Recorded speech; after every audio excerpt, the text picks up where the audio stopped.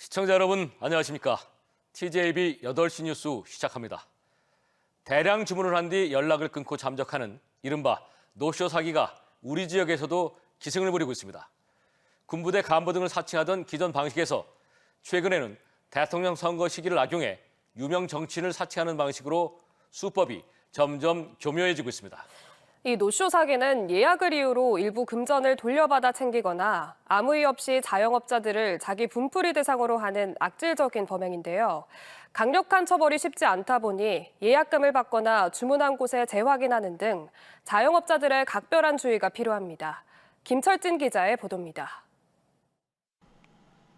세종의 한 군부대에서 병사 회식용 돼지고기 500인분을 주문받은 대전 유성의 한 정육식당. 평소에도 군부대에서 고기 주문을 받은 적이 있기에 의심 없이 부대로 향했지만 주문자는 잠적했고 수백만 원어치의 고기는 그대로 폐기됐습니다. 고기 주문과 함께 특정 업체에 캐비어 대리 주문 요구를 받지 않았던 것이 그나마 피해를 줄였습니다. 부대 무슨 금액이 부족해서 이제 캐비어를 대신 저희한테 구입을 해서 퀵 배송으로 받아서 같이 배송을 해달라고 그래서. 직접 구매하셨나요? 아니요. 그건 안 했죠. 그건 못하겠다고.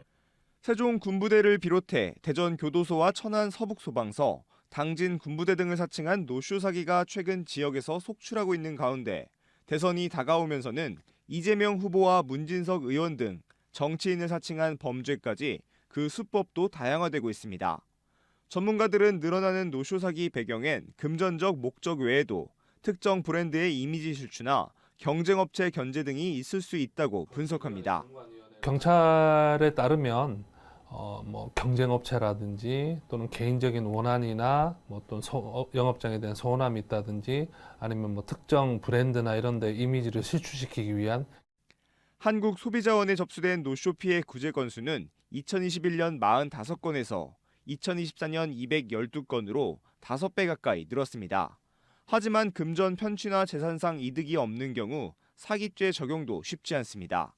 단순히 예약 후 방문하지 않는 노쇼의 경우에는 당사자에게 재물 또는 재산상 이익을 취득하려는 의사가 명백하다고 보기 어려워 사기죄 성립이 어렵고 업무 방해죄로 접근해야 합니다. 따라서 범죄 예방이 무엇보다 중요한데 대량 주문을 받는 경우 예약금을 받거나 해당 공공기관 사무실에 연락해 주문자의 신분을 재차 확인하는 것이 중요합니다. 또 실제 피해를 입었을 경우엔 소액의 피해라도 법원의 소액사건 재판제도 등을 이용해 적극적으로 피해 구제를 받는 것을 당부했습니다. TJB 김철진입니다. 제21대 대선을 앞두고 정당 관계자를 사칭한 이른바 노쇼 사기가 기승을 부리는 가운데 당직 임명을 미끼로 개인정보를 탈취하는 사기 문자까지 확산되고 있어 주의가 요구되고 있습니다. 더불어민주당 대전시당은 이재명 후보 선대위를 사칭해 위원 임명 예정이라며 회신을 유도하는 문자가 발송되고 있지만 사실 무근이라며 각별한 주의를 당부했습니다. 한편 민주당은 이재명 후보와 당을 사칭한 노쇼 사기가 전국에서 벌어지고 있다며 경찰에 전담 수사팀 구성을 요구했습니다. 충남의사회 회원 가운데 일부가 지속 가능한 미래 의료 체계 구축과 모두를 위한 보편적 의료 서비스 등 신뢰받는 의료 환경 조성을 주된 내용으로 하는 정책 제안서를 국민의힘 김문수 후보 측에 전달하며 지지를 표명했습니다. 특히 현 정부의 의료 개혁을 원점에서 재검토해 무너진 의료 시스템을 6개월 이내에 재건하겠다는 김 후보의 공약 이행을 당부했습니다. 과학수도 대전 21대 대선에 출마한 후보들이 공통적으로 내세우는 공약인데요. 표박 공약을 위해 AI와 우주, 로봇 등 대전을 과학수도로 만들겠다는 공약들이 쏟아지고 있지만 대선이 끝나면 매번 없던 말이 되어왔기에 사실 여전히 반신반의하게 됩니다. 현장의 연구자들도 말이 아닌 구체적인 실천을 간절히 바라고 있습니다. 조혜원 기자입니다. 더불어민주당 중앙선대위 과학기술혁신위원장 황정화 의원이 과학기술 전문연구노조와 공동정책 협약을 체결했습니다. 국가 전체 예산의 일정 수준을 연구개발 예산으로 편성하고 예산 심의, 집행 과정에서 연구자들의 자율성을 보장하겠다고 약속했습니다. 이재명 후보가 연구개발 예산을 대폭 늘려 대전을 인공지능과 우주산업의 중심지로 육성하겠다는 구상을 밝힌 가운데 민주당은 내일 대전에서 로봇 관련 기업들과 정책 협약식을 이어갑니다. 과학수도 대전이 완전히 제대로 과학수도가 되게 하기 위해서 여러 가지 지원을 하시겠다는 얘기거든요. 그중에 AI, 우주, 그리고 연구개발의 메카로 만들겠다. 대전과 관련한 대선 후보들의 공약 공통 분모는 과학수도 대전입니다.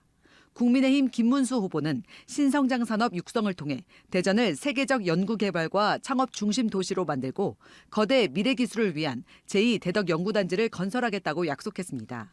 연구개발에 필요한 인력, 모든 행정적인 지원을 획기적으로 개선해서 대전이 바로 세계적인 연구 중심만이 아니라 창업 중심의 도시가 되도록 확실하게 밀겠습니다. 개혁신당 이준석 후보도 우수한 과학기술인들에 대해 국가 차원에서 특별연금과 포상으로 예우하고 연구 몰입 환경을 조성하겠다고 강조했습니다. 연구 성과가 우수하고 그리고 그것을 객관적으로 입증할 만한 지표가 있을 경우에 문화예술계에 있는 인사들 또는 체육요원에게 지급되는 여러 가지 혜택들과 마찬가지로 과학기술인에 대한 연금 그리고 일시 포상금 제도를 강화하겠다. 권영국 민주노동당 후보는 대덕연구단지를 기후정의 연구단지로 전환해 친환경적이고 지속가능한 연구 환경을 조성하는 한편 탈핵과 공공재생 에너지 확대를 공약했습니다. 현장의 연구자들은 공약에 그치지 않고 실질적인 변화와 지원을 기대하고 있습니다.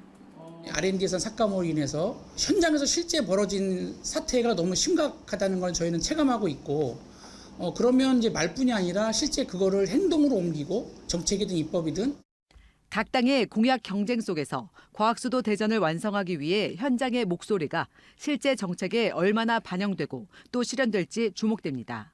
TJB 조혜원입니다. 대전시가 중소벤처기업부가 지정하는 2025년 규제 자유 특구로 선정돼 우주기술 연구 활용에 민간주도 혁신 거점으로 본격 육성됩니다. 유성구와 대덕구 일대 약 515제곱미터 규모에 조성되는 이번 특구는 한국항공우주연구원과 하나에어로스페이스, 카이스트 등 11개 기관이 참여해 우주부품 제작과 실증을 수행할 예정입니다. 대전시는 다음 달 1일부터 2029년 말까지 특구 운영을 통해 약 675억 원의 생산 유발 효과와 389명의 고용 창출을 기대하고 있으며 향후 글로벌 우주산업 중심지로 자리매김한다는 계획입니다. 대전시가 전국 최초로 합성 생물학 기반의 첨단 바이오 제조 글로벌 혁신 특구로 지정돼 다음 달부터 본격적인 운영에 들어갑니다. 이를 위해 2029년까지 총 272억 원을 투입해 한국생명공학연구원과 카이스트 등 주요 연구기관과 함께 규제 완화와 글로벌 진출을 위한 바이오 제조 지원 생태계를 구축합니다. 시는 이번 특구를 통해 약 1,600억 원 규모의 생산 유발 효과를 예상하고 있으며 바이오 신산업 육성과 일자리 창출 등 지역 경제 활성화에도 기여할 것으로 기대하고 있습니다. 홍성에서 음주 상태에서 차량을 운전하던 60대가 마주오던 차량과 정면 충돌해 본인은 숨지고 상대편 차량 운전자는 크게 다치는 사고가 일어났습니다. 법을 강화해 강력한 처벌을 하지만 음주운전 사망사고는 근절되지 않고 계속 벌어지고 있습니다. 이 때문에 운전자들에 대한 상담과 치료는 물론 음주운전 시동 잠금 장치 등 근본적인 대책 마련이 절실하다는 지적입니다. 박범식 기자입니다. 어제 오후 2시 52분쯤 홍성군 홍성읍의 한 도로. 검은색 승용차가 역주행이 달리다 마주오던 흰색 차와 정면 충돌합니다.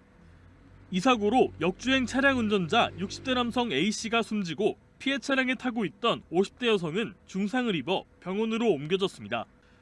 사고 당시 A씨는 약 700리터가량을 역주행한 것으로 확인됐는데 혈중 알코올 농도가 0.137로 면허 취소 수준이었습니다. 회전대학교 입구 삼거리 방면으로 음주 상태로 역주행하던 차량과 정상 주행하던 차량이 정면 충돌한 교통사고입니다.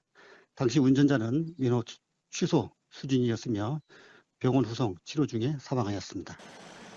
음주 사망사고가 발생하자 경찰은 충남 지역 주택가와 식당에서 기습 음주 단속을 벌였는데 어제 하루 동안만 26건의 음주운전이 적발됐습니다.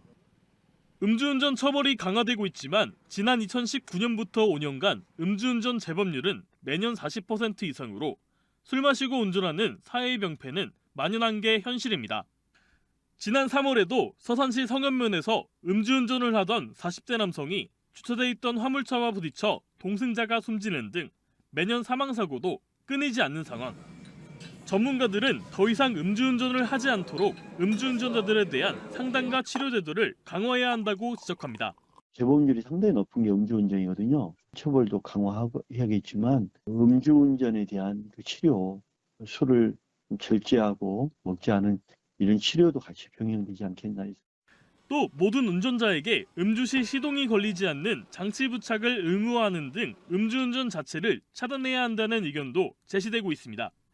TJB 박범식입니다. 국내 유일의 한의학 국책연구기관인 한국한의학연구원의 차기 원장 선임이 1년 넘게 지연되면서 내부에서 인사 개입 의혹이 제기됐습니다. 전국과학기술노조 한의학연지부는 연구원 측이 원장 후보자 검증이 진행되던 지난해 특정 후보자를 절도 혐의로 고소한 것에 대해 인사검증 과정에 개입하려는 의도적 행위라고 주장하며 이진용 현 원장의 즉각적인 사퇴와 과학기술정보통신부의 철저한 조사를 촉구했습니다. 이에 대해 한의학연 측은 인사 선임과는 무관하며 연구원 자산인 도서와 유물의 무단 반출에 대해 적법한 절차에 따라 대응한 것이라고 해명했습니다. 검찰이 판매 대리점 명의를 위장해 수십억 원을 탈세한 혐의로 재판에 넘겨진 김정규 타이어뱅크 회장에 대해 원심과 동일한 징역 7년에 벌금 700억 원을 구형했습니다. 하지만 김 회장 측은 행정소송 등으로 탈세 혐의액이 줄었는데 원심과 동일한 형량을 구형하는 건 납득하기 어렵다며 선처를 요구했습니다. 김소영 기자의 보도입니다.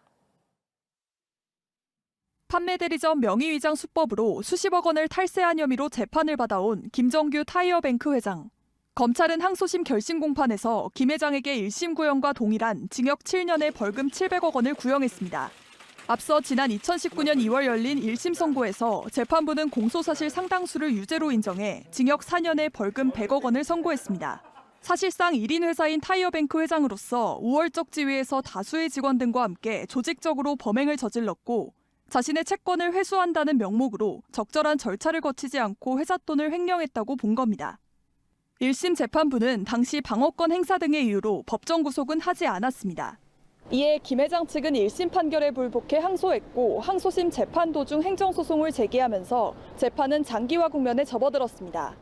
김 회장 측이 행정소송 항소심 판결로 탈세액 범위 등을 명확히 해줄 것을 요구했고 재판부가 받아들이면서 항소심이 지난 6년간 이어졌습니다. 실제 이 과정에서 일부 승소한 행정소송 판결에 따라 검찰이 공소 제기했던 탈세 혐의액은 80억 원에서 39억 원으로 최종 감액됐습니다. 김 회장 측은 오늘 재판에 출석해 본사 투자형 가맹점 모델이라는 새로운 사업 모델을 도입해 정착되기 전 명의 이전 등으로 혼란을 초래한 데 반성한다는 입장을 밝혔습니다. 하지만 그 과정에서 김 회장에게 직접 귀속된 소득은 전혀 없었고 검찰도 이에 대해 아무 증명을 하지 못했다고 주장했습니다. 특히 조직적 집단적 조세 포탈이 아니라는 점에 대해 거듭 강조했습니다. 저는 현재의 진행된 상황으로 충분히 재판부에 설명을 드렸고 조용히 재판부의 판단을 기다리는 시간을 갖겠습니다. 항소심 재판부는 김 회장에 대한 2심 선고를 오는 7월 23일에 내리기로 했습니다. TJB 김소영입니다. 최근 5년간 대전에서 발생한 집안 침하 32건 가운데 91%가 노후된 하수관로 파손 때문인 것으로 나타났습니다. 대전시는 오는 12월까지 14억 원을 투입해 노후 하수관로 578km 구간과 차량 통행이 많은 지하차도 28km 구간을 대상으로 지표 투과 레이더 탐사를 실시합니다. 시는 대규모 공사장 주변에 탐사를 의무화하는 제도를 도입하고 내년부터는 2,043억 원을 들여 노후 상하수관로 약 300km 구간을 순차적으로 정비해 집안 침하 사고를 근본적으로 예방할 방침입니다. 오늘 새벽 2시 20분쯤 대전 서구 월평동 갑천 도시고속도로 지하에서 승용차와 택시가 충돌했습니다. 이 사고로 승용차와 택시에 타고 있던 4명이 경상을 입고 병원으로 옮겨졌습니다. 경찰은 50대 여성이 운전하던 승용차가 직진 신호에서 좌회전 신호 위반을 하다 사고가 난 것으로 보고 정확한 사고 경위를 조사하고 있습니다.